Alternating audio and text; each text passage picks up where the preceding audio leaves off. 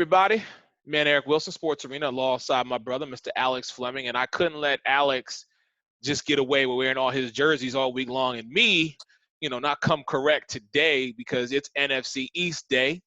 Alex, man, happy Wednesday, brother. What's going on? How are you?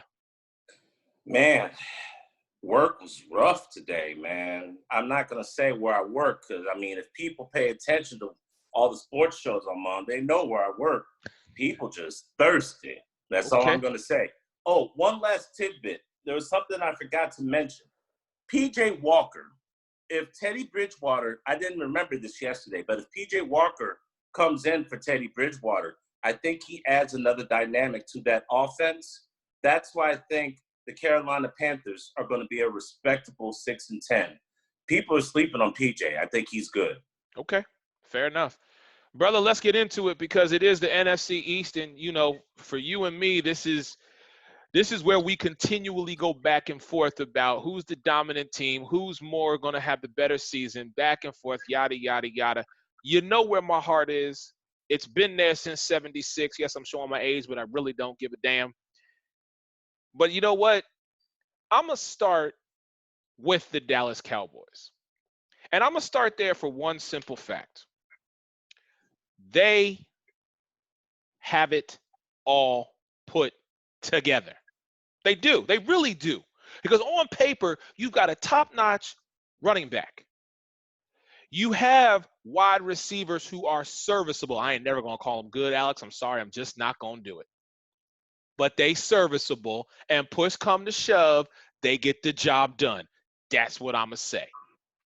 However, offensive line, I don't think is what it used to be. Dallas at one time, and for a period of years, had the best offensive line in all of football as far as everybody else goes. You can't ask me that question because you know where my answer is, especially in this division, especially against this team. So I'm going to try and remain unbiased here when I say this. When I look at Dallas's schedule and I look at who they have in their system, the first three games are going to be very truth-telling to me. Because you start off in the new stadium with the Los Angeles Rams, then you host the Atlanta Falcons, and then you go to Seattle. I would expect Dallas to be 2-1. They very well could be 3-0. I never thought I would give Dallas the first three games of the year. I'm shocked you're giving them credit. Listen, maybe even the first four, because when we get to the AFC, I have a little something to say to one Mr. Baker Mayfield, but I'll get to that later on this week. What I will say to you is this. Dallas, if they are not by week 13 at least a 9-4 team, they might as well forget about going to the playoffs. That being said, on paper, looking at their schedule and all their weapons, you know what, Alex? I'm going to give Dallas 10-6 this year. I'm shocked you're being that nice. Here's the funny thing. I'm wearing Saquon Barkley because that man is a monster. Thunder thighs is real. You're wearing Philadelphia Eagle gear. That's all right. If you ever run out of toilet paper, you can always wear what you're wearing and take that off and you'll scrub your butt with it. Hey, but Alex. Neither of us. Alex, let me just say this to you. Over the last 5 years, who in the NFC East is a champion?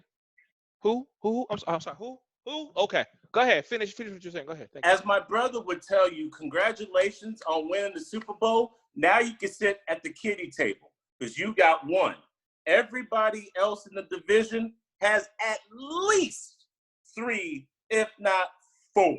So congratulations on finally getting a championship. You're respectable now. We have to give the Eagles respect now. With that being said, this is an explosion on offense for the Dallas Cowboys. They really didn't need offensive help because they were top in offensive productivity last year. So you're going to add your CDL license with CD Lamb? Bruh, Do me a favor and look up how many NFC, to hell with AFC right now. Look how many NFC teams have not one, not two, but three corners that can cover. I can give you a couple that got two. I don't know any that have three. The $20 million man, also known as Amari Cooper, when he's on, he's on. Sometimes he's off. He's a light switch. CeeDee Lamb is a monster. If you don't know, I'm letting you know. So when they beat down Philadelphia like they did last year and will do this year, you're not surprised. CeeDee Lamb is a problem. But the guy who keeps getting forgotten about is Michael Gallup. This guy ain't no slouch. He's not a scrub. I would put him at a B at worst, B minus, wide receiver in the league. Their defense is their weakness. Dak playing angry, playing on a tag that he probably doesn't want, and still doesn't have the contract that he wants. And now he's got another redhead that he has to deal with in Andy Dalton, if by some chance he were to get injured. The funny thing is, Dak hasn't missed the game. Do we need to talk about Ezekiel Elliott? Do we need to talk about Ezekiel Elliott? Before you say anything, he's been the best running back in this division other than 1 year whenever he was suspended. He had 1,777 yards last year. He's the best running back in this division. And I know who I'm wearing. I know who I'm repping. So show some respect.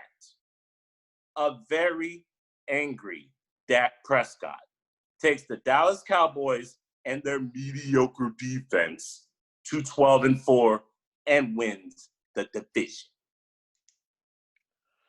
Okay, 12-4, fair enough. Since you brought him up twice in the less than 3 minutes, let's go to your man. And I respect this man because he is from my alma mater, number 26, Mr. Saquon Barkley, from Penn State University, now a New York Football Giant. Let's talk about that team for a minute because Daniel Jones, in his sophomore year, doesn't have to worry about Eli because Eli has officially retired and moved on. So now it is Daniel Jones, Danny Dimes' turn at the helm. When I look at this team, I still say, even though they have Sterling Shepard, Evan Ingram, and listen, they decided to make smart moves in the draft this year and actually start to build this team instead of being the 4-12, 6-10, 3-13 laughing stock. So for the Giants, I look at them always as a formidable opponent and a respectable team. But again, I'm going to look at this schedule and say to myself, the Steelers to start the game off, That's not rough. sure what's going to happen. Then you have to go to Chicago to face the Bears. And if Khalil Mack and Roquan Smith are on their game, Danny Dimes is going to be looking up at midway. Okay? Then you've got the 49ers. And you know they're playing like a team possessed because they lost to the Super Bowl. They want to prove they ain't a one-trick pony and they going to get back. And then you've got the Rams. Before you have three. Don't they have to fly out to the Rams? They have to fly out to the Rams. Yes, sir, they do. And then they have 3 back-to-back-to-back division games. Before we even get to the Monday night game where Tampa goes, where they have to come to Tampa. Right now, 5-11, New York Football Giants. You read my mind. I believe that Monday night game is in the Meadowlands. Now, how the hell are you going to be a New York team and you play in New Jersey? First and foremost. Don't get me started on that. Just keep it moving. That offensive line is the weak link when it comes to the offensive side of production. On the defensive side of production, they're going to be a lot better. Darnay Holmes, my good friend Mookie Hawkins' nephew, Deion Sanders' godson, he's legit. The problem is Christian Angulo, who I got to interview, and much love to, and congratulations on being a New York Giant. They're going to try him because he comes from a small school in Hampton. He was a Cincinnati Bearcat, and people don't think he's got the skills to be at that position. I have nothing but love for Christian Angulo. Here's the problem I got. Everybody in this division has weapons. If you claim that Deshaun Jackson is the number one, that means Alshon Jeffrey is your number two. Or is it Jalen Reagor? Which one is it? I'm not quite sure. We'll get to that. Reagor and Angulo look each other in the eye. So that's going to be a 50-50 flip your coin match. If it's Jeffrey, Jeffrey's bigger than you, bro. And I got nothing but love for Christian Angulo. But size matters. Ask any lady that you've ever met, and you're a married man. Those linebackers between Blake Martinez and Kyler Fackrell, they came from Green Bay. Here's something I'll tell you about Green Bay Packer linebackers. They can stop the run. They can rush the quarterback. They can't cover. They can't cover you or me. The front, I love Dexter Lawrence out of Clemson, but you and I both know one man can't do it alone. They never should have got rid of Snacks Harrison, but we don't know what Dave Gettleman got. I believe I wrote an article about how Dave Gettleman takes shots, not only at teams, but at players. And sometimes when you provoke players and they leave, it leaves your team in bad situations. Kevin Zeitler is long in the tooth. Nate Solder, after leaving the New England Patriots, is just not that good. Now, Andrew Thomas, the number 4 selection in the draft, he's going to open up some holes for Saquon Barkley. But that's the thing. The running game for the New York Giants is going to be solid. But in this particular division, the only team I can see you successfully running on would be your Eagles. We haven't even touched on Redskins yet, and that defense is going to be a problem. All right, so give me – are you saying 5-11? Is that what you're saying? And as far as Dallas is concerned, last time I checked, the Wolf Hunter is still there, and Jalen Smith got his bag, and they've never really had a problem stopping the run. And the addition of Aldon Smith fixes the issue that they had by missing Robert Quinn. Albert Smith ain't played in 4 years. How is he the answer? Fresh. How is he the answer? Is a young 30, fresh and hungry. You ain't played, bro. You ain't played in 4 years. I'm sorry. There has to be some repetition, some continuity in order for me to say you are the answer to the problem. I cannot get behind Aldon Smith. It's been 3 years because he's 3 years. It don't matter. 3 years. Still ain't. What's your record for the Giants? 5-11. Okay. A respectable 5-11. They're going to fight. That's fine. They're going to fight. Yeah, they are. They just lack the offensive firepower and the defensive help to actually be a contender in this division, let alone the NFC. Have you seen the New York Giants schedule? Yes, I'm looking at it right now. Bro, week 7 to week 13, they only got one gimme game, and the rest is Murderer's Row. Yep. So since you want to bring them up, let's talk about the Washington Redskins under new head coach Ron Rivera. What did they do? They went and got Chase Young, arguably the best pick in this year's draft, and have made some significant changes, showing that Ron Rivera is putting his stamp on this team, including going to get a young man that you and I both know very well in Mr. Antonio Gandy Golden. And let me quote you, remember the name, people, Antonio Gandy Golden. You might want to pay attention to him this year. Antonio Gandy Golden has averaged more than 70 receptions every year he was in college at the Liberty Flames. This last year, he had 1,396 yards with 10 touchdowns. Guys, I'm telling you, round 9, round 10, fantasy, if you need a wide receiver, Antonio Gandy Golden. I'm not going to tell you again. Terry McLaurin, that I also wrote in the article, was the 32nd ranked wide receiver in the league. Now, last time I checked, there's at least 2, if not 3, wide receivers on each and every NFL team. Let's just say 2. Let's be nice and say 2. That means you got 64 starting wide receivers. Guess what? He was the bottom of the barrel of the starters. That means there's only room for improvement.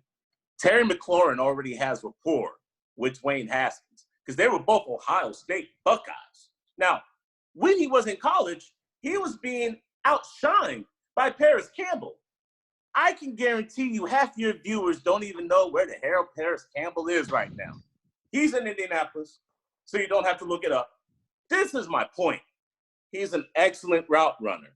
He's got great hands. If he gets by you, you are not catching him. BB, road runner. But let's get to the defense. Let's not even worry about the offense because Ishmael can kick over to the guard.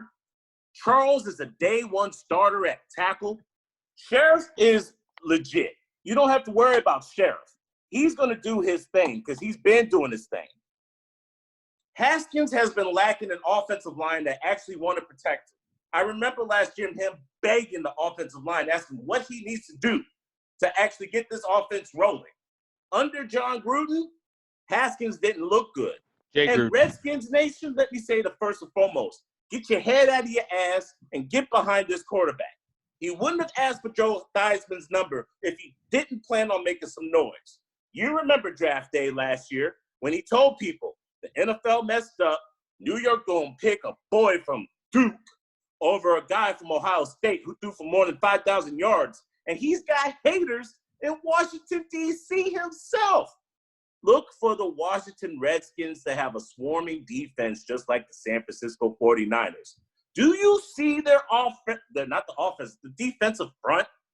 Chase Young, Jonathan Allen, Montez Sweat, who's faster than your boy Miles Sanders, by the way. Ryan Kerrigan, Purdue. You better ask somebody.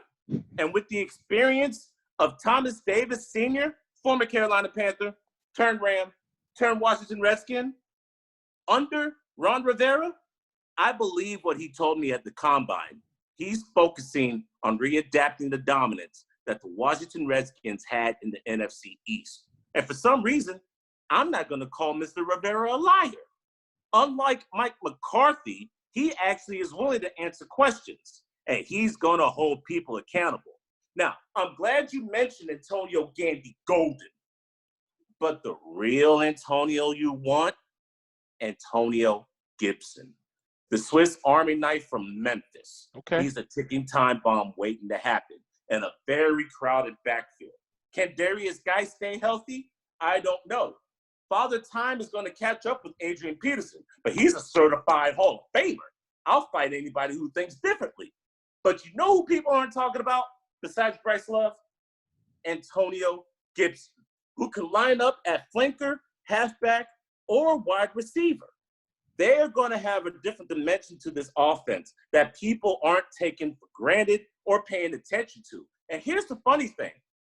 No one expects a damn thing from the Washington Redskins. And that's what's going to make this so much sweeter. All right, so what's the record? 8-8. Washington. Put it on the board. They're back on the map. They struggle on road games. They win a couple of home games. They still won from your boys in Philly. I'm not going to say they dominate New York, but they at least split, if not take 2 from New York. They currently don't have the firepower with Landon Collins and Kendon Fuller to handle the 3 wide receiver set of the Dallas Cowboys. But you know what? They beat up on a lot of bad teams in the NFC. And if I'm correct, don't they have Atlanta on the schedule? No, sir, they do not. They play the NFC West, the AFC South, the North. I'm sorry. North. They lose to Baltimore. They beat Cleveland. Okay. They beat Cincinnati. And they just might shock Pittsburgh. Don't sleep on that. Pittsburgh and Washington are very close vicinity-wise. Yeah. Don't sleep on the Washington Redskins. This team is going to be fantasy gold. All right. You done went too long in the tooth on Washington, and that's fine. I'm going to give you that one because I do love me some Ron Rivera. And I do think this team is on the upswing, not an 8-8 upswing. I have them at 6-10 looking at their schedule. I do agree with you. I think they might squeak one out against Pittsburgh on December 6th. It is in Heinz Field. They're going to take the Lions. I have a feeling they're going to beat the Rams.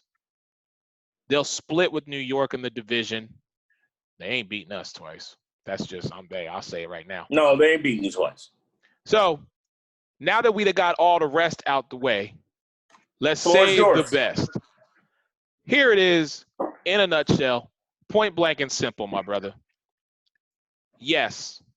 And when you, on your show, the Fancy Flavors production, where you interviewed me, I was very reserved when it came to the whole Jalen Hurts situation. But see, now I've had some time to process this. And the one thing I need to remind people of is very simply this. If you're going to talk about my team, with the exception of you, Mr. Fleming, and a few others who actually know and understand what they're talking about, don't come at me with no BS, because I ain't got time for you. Now, if you want to have a legitimate conversation with me about my Philadelphia Eagles, hey, let's do it. Let's have it. But all this jibber jabber, da, da, da, da, da, I'm not talking about it, because you know what? Here it is. Fact number one, Carson Wentz is healthy. Fact number two, Deshaun Jackson is back and at 100%. Clean bill of health, which means he's ready to take the lid off of defenses and kick it in the second and third gear. Now, see, you mentioned Alshon Jeffries being the number 2. Alex, let me explain something to you. Alshon Jeffrey is not a number 2. He is the 1A to Deshaun Jackson's 1. Let me put it to you like that, because no matter which side of the field you go down, you aren't stopping either one of these brothers. So for all the defenses who think they got a way to find corners and safeties and whatever, throw some nickel linebackers out there, inside, outside. Y'all try and stop those two guys, forget about it. Because here's the one thing you need to remember. Alshon ain't afraid to go through that middle and get hit and still stand. Deshaun ain't afraid to take the top off defenses. Oh, by the way, wow, we just brought in a young wide receiver named Jalen Reagor. And again, people, another name you might want to pay attention to. Go back and look at his tape as TCU, because what he is a Swiss Army knife. Serviceable at the wide receiver position. He's good on punt returns, kick returns. This is a guy who could actually make Miracle in the Meadowlands 3. If you think I'm playing, try me. Now, you spoke about the running back position. Okay, Alex, here's what I need you to understand right here, right now. Ezekiel Elliott is a dominant stud at the running back position. Saquon Barkley is a dominant stud at the running back position. AP all day, every day, Hall of Famer. I completely agree with you. But if you think, and if anybody else out there thinks that my friend, Mr. Miles Sanders, or Mr. Boston Scott are just going to let you think we just going to roll over and y'all just going to think you ain't going to talk about us? No. No, my brother. You got to get your own. Because between those two running backs, oh, and by the way, I'm sorry, we brought back Corey Clement, a man who was very instrumental in us winning our Super Bowl. Now, Dallas can be as relevant as they want to media-wise week in and week out about, are we going to pay Dak? Are we going to keep Dak? What are we going to do? And Ron Rivera, hey, I love you, and I hope you are able to get the Washington Redskins back to where they need to be. And as far as the Giants go, until Dave Gettleman, as you said, gets his head out of his ass and figures out how to run a team, they're going to be where they're at. But make no mistake about it. From the top of the list with Jeffrey Lurie, to the general manager and Howie Roseman, to the head coach and Doug Peterson, and to Carson Wentz. You want to talk about the 4 horsemen, a no better combination from owner on down than my team. And best believe in this division, if you think 9-7 got us to the playoffs, imagine when we healthy. Now you want to give Dallas 12-4. I give them a respectable 10-6, Alex. I do, because game recognized game. But you best believe you put their squad at their best versus my squad on my best day, ain't no way in hell y'all beating Philly. So Dallas can be 12-4 in your eyes. It ain't gonna happen, because here is the honest to God truth. Come December, Alex, come December, Dallas always finds a way to screw it up. They have everything in their hands, and they drop the ball, both figuratively and literally. You're going to have Amari Cooper sit on the sideline because he can't play in the most important game last season, a game that would have got y'all to the playoffs, and Amari Cooper wasn't playing, but then you go and pay him $20 million a year for 5 years? What? I mean, for $100 million over 5 years? What? Come on. Zeke, if Zeke could just stay, just stay in the books. Keep your nose in the books and do what you are gifted to do, which is pound the rock. Zeke would be a stud consistently, but you know what? It's that outside distraction that continually messes with his head, which is why when you need him the most, you can't find him. And then, as you said, Angry Dak. $2 million a year. That man has been one of the most consistent quarterbacks in the NFL, puts up stellar numbers, and you know what? Has been a team leader, with the exception of the whole, he had people over at his house on his birthday, because as you said, he just wanted a big booty hoe. I'm just going to call it like it is. Dak, you messed up. And that may be the reason why you don't get the contract that you earned. But I think even still, he goes out there and gets it done. But again, they find a way to screw it up. All we have to do, which is all we've done, is go out there and play. I'm telling you right now, Philly healthy, 12-4. No questions asked. 12-4. And the only reason we're not going 13-3 is because there is a 3-week time span where we have to face 3 potential Hall of Fame quarterbacks in Aaron Rodgers, Russell Wilson, and Drew Brees. I'm glad you brought that up. You're taking an L, if not at least 2. You're taking at least 1 L in that stretch, if not 2. What's your record? I'm being honest. Now, you might be able to get Aaron. Sorry. You might be able to get him. Russell's got your number. Russell's had your number. We're going to get Russell Wilson. Don't worry about that. We're going to get Russell. Russell got some get back coming to him. Him and Marshawn. Drew's been beating you like the Bozo Show, throwing ping pong balls in buckets. Okay? So watch your mouth with Drew. I have a respectable 10-6 for the Philadelphia Eagles, making sure that you're the number 7 seed in this year's playoffs. The one thing I am is consistent. New Orleans Saints, San Francisco 49ers, them damn Cowboys, the Minnesota Vikings, the Tampa Bay Bucks, even though they have a better record, they didn't win the division, so by default they're number 5. The Arizona Cardinals, and then your Philadelphia Eagles. And that's why Aaron is on the outside looking in for the playoffs. Happy hump day, everybody. This has been a great Wednesday edition of Alex and Eric.